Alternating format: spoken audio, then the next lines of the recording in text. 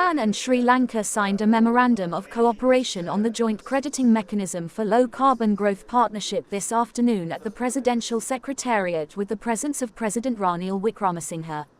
The Memorandum of Cooperation on the JCM was signed by Secretary to the Ministry of Environment Dr. Ranil Wickramasinghe and Japanese Ambassador to Sri Lanka Mizukoshi Hideki. After its withdrawal from the second commitment period of the Kyoto Protocol, Japan introduced the Joint Crediting Mechanism in 2013 to contribute to the global effort of reducing greenhouse gas emissions.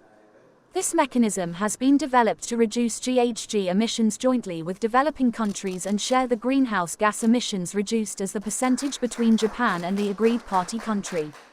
Japan introduced this mechanism as agreed at the 21st Conference of Parties to the United Nations Convention on Climate Change to adopt the Paris Agreement to achieve the commitments of the nationally determined contributions.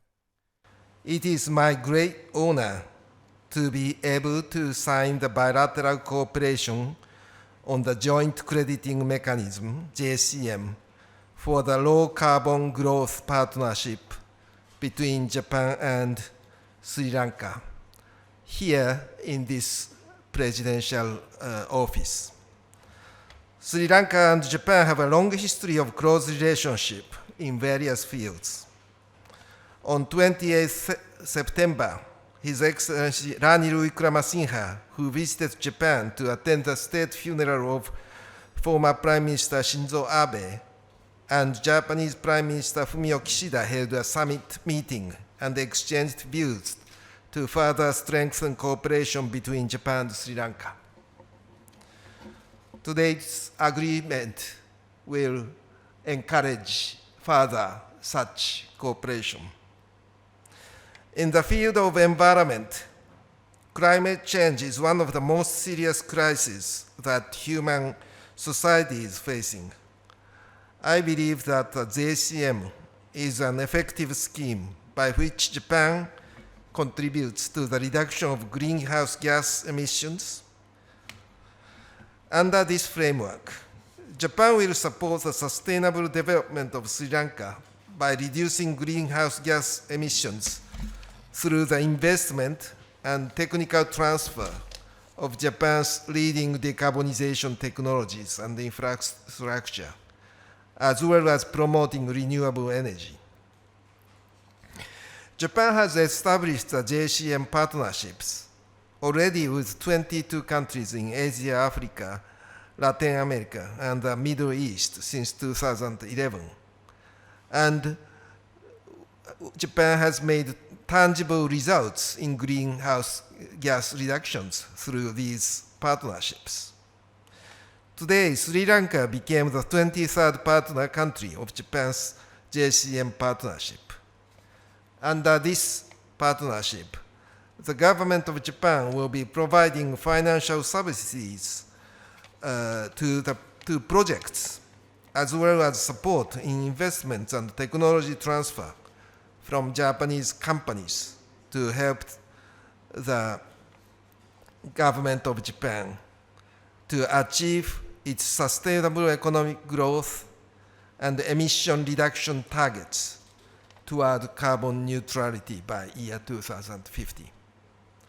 I expect that the establishment of the JCM partnership between the two countries will accelerate the formulation of fruitful low-carbon projects and help Sri Lanka to overcome the ongoing economic crisis, and also contribute to the sustainable socio-economic development of Sri Lanka. We gathered here to participate at this historic signing of Memorandum of Cooperation of JCM for low-carbon partnership between government of Sri Lanka and Japan. Of course, this JCM was introduced by Japan in 2013 to contribute to the global GHG reduction. How does this work? The Japan will invest in renewable energy projects, then the carbon sequestration projects, and the other low carbon development projects. And the amount of GHG emissions reduced due to these projects will be shared between two countries. And of course, we negotiated and we went through the empirical evidence, and it shows that it's about 50-50, 50% to Sri Lanka and 50% to Japan most of the time.